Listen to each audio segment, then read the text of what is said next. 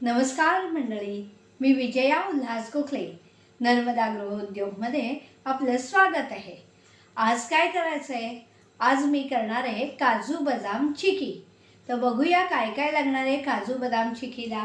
काजू बदाम म्हटलं की हे काजूचे तुकडे, बदामाचे काप, अर्धी वाटी, छोटी अर्धी वाटी, ही अर्धी छोटी अर्धी वाटी बदामाचे, दोन्ही समप्रमाणात आहे।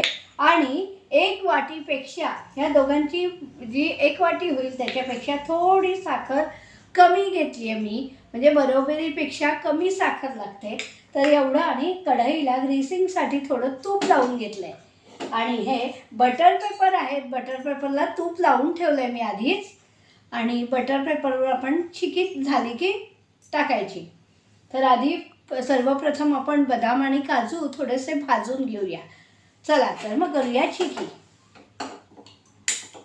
हे तुकडे असे थोडेसे 1 मिनिटापर्यंत, फक्त 1 मिनिट, त्याच्यात मॉइश्चर असतं, म्हणजे थोडं आर्द्रता असते ती जाण्यासाठी हे भाजून घेते थोडे।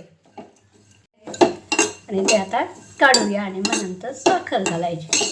बदाम आणि काजू भाजून घेतले, आता आपण साखर घालूया। साखरेचा पाक करताना तूप थोडंसं आहेच त्या कढईला ग्रेसिंग पुरतं।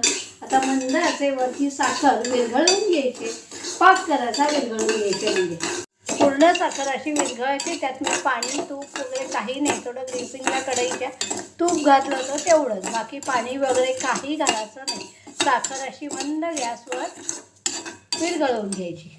साखर आपली विरघळू लागली आता।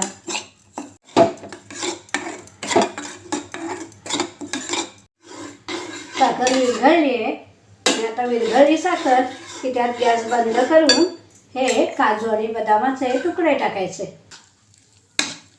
घट्ट होत आहे तर आपण हे या बटर पेपरवर गरम टाकून घ्यायचं। दुसरा तूप लावलेला बटर पेपर ह्याच्यावर टाकून घेतला आहे, आणि ती अशी पातळ लाटायची। जेवढी जशी तुम्हाला आवडेल, पातळ हवी असली तर पातळ लाटा, जाड हवी असेल तर जाड लाटून घ्यावी। जशी आपल्याला चिकी आवडते खायला तशी लाटून घ्यायची।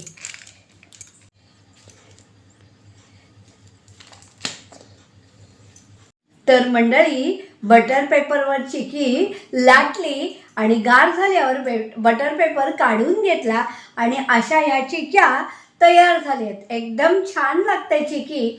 तर तुम्हीही सुक्या मेव्याची चिकी करून पहा।